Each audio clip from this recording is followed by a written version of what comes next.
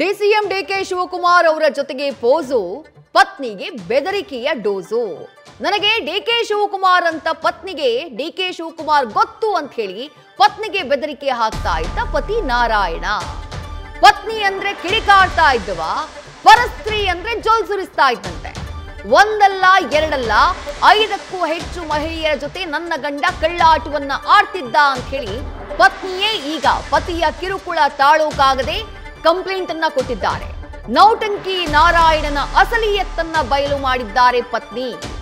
DCM DK Shivakumar ಅವರ ಜೊತೆಗೆ ಬೇರೆ ರಾಜಕಾರಣಿಗಳ ಜೊತೆಗೆ ಫೋಟೋ ತೆಗೆಸ್ಕೊಂಡಿದ್ದ.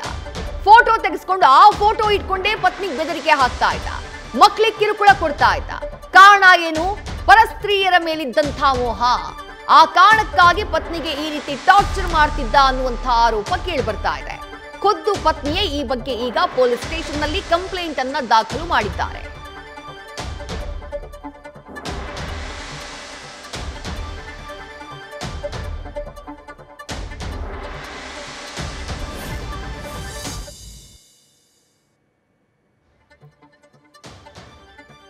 ಫೋಟೋ ಗಮನಿಸ್ತಾ ಇದ್ದೀರಿ.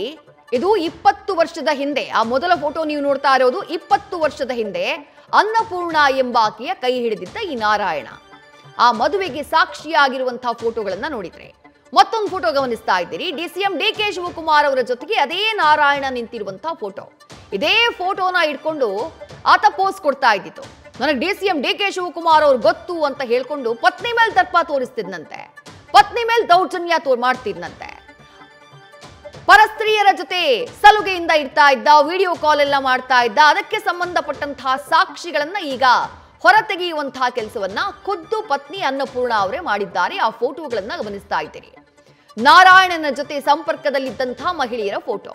ಒಬ್ರಲ್ಲ ಇಬ್ರಲ್ಲ 5-6 ಮಹಿಳೆಯರ ಜೊತೆ ನನ್ನ ಗಂಡ ಸಂಪರ್ಕದಲ್ಲಿದ್ದ, ಅವರ ಕಾರಣಕ್ಕಾಗಿ ನನಗೆ ಬೆದರಿಕೆ ಹಾಕ್ತಾ ಇದ್ದ, ನನ್ನ ಮಕ್ಕಳಿಗೆ ಟಾರ್ಚರ್ ನೀಡ್ತಿದ್ದಾನೆ ಅಂತ ಹೇಳಿ ಪತ್ನಿ ಅನ್ನಪೂರ್ಣ ಅಗ್ನಿ ಸಾಕ್ಷಿಯಾಗಿ ಕೈ ಹಿಡಿದಂತಹ ಪತ್ನಿ ಆಕೆ ಈಗ ಪೊಲೀಸ್ ಸ್ಟೇಷನ್ ಮೆಟ್ಟಿಲೇರಿದ್ದಾರೆ. ಪತಿಯ ಟಾರ್ಚರ್ನ ತಾಳೋಕಾಗದೆ.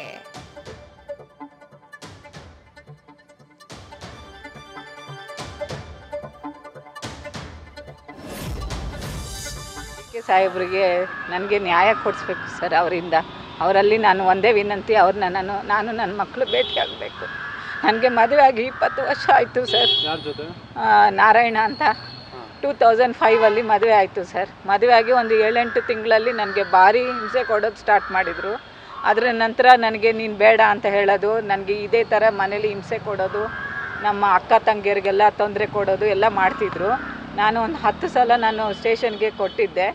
ಕೊಟ್ಟಿದ್ದಾಗ ಕಂಪ್ಲೇಂಟ್ ಕೊಟ್ಟಿದ್ದಾಗ ಇವ್ರು ಹೇಳೋದು ನನ್ನ CM ಮನೆಯವರು, ನನ್ನಿಂದ ಏನು ಮಾಡೋಕ್ಕಾಗಲ್ಲ, ಎವಿಡೆನ್ಸ್ ನಿನ್ನ ಹತ್ರ ಏನೂ ಇಲ್ಲ ಅಂತ ಹೇಳಿ ನಮ್ಮನ್ನು ಭಾರಿ ತೊಂದರೆ ಕೊಟ್ಟಿದ್ರು. ಇತ್ತೀಚೆಗೆ ಅವರು ಸಾಹೇಬ್ರ ಹತ್ರ ಇರೋದು KPCC ಡೈರೆಕ್ಟ್ರು ಅಂತ ಹೇಳಿದರು ನನ್ನ ಹತ್ರ. ಮತ್ತು ಅವರು ಸಹ ಹೇಳಿದರು. ಅದರ ನಂತರ ಇತ್ತೀಚೆಗೆ ನನಗೆ ಈಗ ಗೊತ್ತಾಗಿದ್ದು ಸರ್, ಅವರದ್ದು ಫೋಟೋ ಬೇರೆ ಹೆಂಗಸರದು ಅಸಹ್ಯವಾಗಿರೋದೆಲ್ಲ ವಿಡಿಯೋಸ್ ಎಲ್ಲ ನನಗೆ ಗೊತ್ತಾಯಿತು. ಇನ್ನು ಯಾವತ್ತೂ ಅವರ ಜೊತೆ ಇರೋದು ಸಾಧ್ಯನೇ ಇಲ್ಲ ಸರ್. ನನಗೂ ನನ್ನ ಮಕ್ಕಳಿಗೆ ಸಹಾಯ ಮಾಡಿ ಅಂತ ಕೇಳ್ತೀನಿ ಸರ್ ಅವರನ್ನು ಕರೆದು. ನನಗೆ ಅವರಿಂದ ನನಗೆ ನ್ಯಾಯ ಕೊಡಿಸ್ಬೇಕು ಸರ್. ಅವರು ಎಷ್ಟು ಹೆಣ್ಣು ಮಕ್ಕಳು ಅದರಲ್ಲಿ ಫೋಟೋಸ್ ಇದ್ದಾರೋ ಅವರನ್ನೆಲ್ಲ ಕರೆಸ್ಬೇಕು ಸರ್, ಕರೆಸ್ಬೇಕು. ನಾನು ಸಾಹೇಬ್ರಿಗೆ ನಾನು ಭೇಟಿ ಆಗಬೇಕು ಸರ್ ದಯವಿಟ್ಟು. ಹೌದು ಸರ್, ಇದೆ ಸರ್, ನನ್ನ ಹತ್ರ ಎಲ್ಲ ಎವಿಡೆನ್ಸ್ ಇದೆ. ಅದರಿಂದ ನಾನು ಎಲ್ಲ ದಾಖಲೆ ಮಾಡ್ತೀನಿ ಸಾಹೇಬ್ರಿಗೆ. ಹೌದು ಸರ್, FIR ಆಗಿದೆ ಅವರಿಗೆ, ಮಹಿಳಾ ಪೊಲೀಸ್ ಸ್ಟೇಷನ್ ಶಿವಾಜಿನಗರ ಸರ್. ಆಯಿತು ಸರ್, ಈಗ ಒಂದು 4-5 ಡೇಸ್ ಆಗಿದೆ.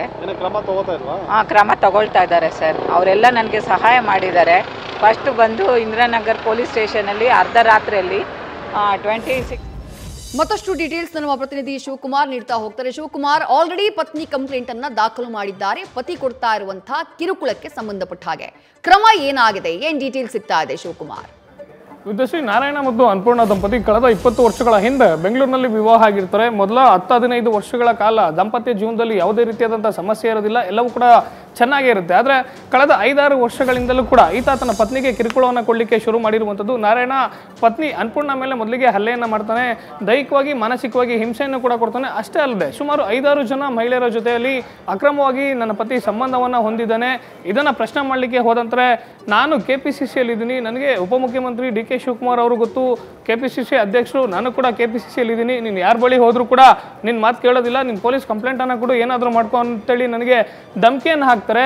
ಒಂದು ಕಡೆ ಮಾನಸಿಕವಾಗಿ ದೈಹಿಕವಾಗಿ ಹಿಂಸೆಯನ್ನು ಕೊಡ್ತಿದ್ದಾರೆ, ಮತ್ತೊಂದು ಕಡೆ 5-6 ಜನ ಮಹಿಳೆಯರ ಜೊತೆಯಲ್ಲಿ ಅಕ್ರಮವಾಗಿ ಸಂಬಂಧವನ್ನು ಹೊಂದಿದ್ದಾರೆ.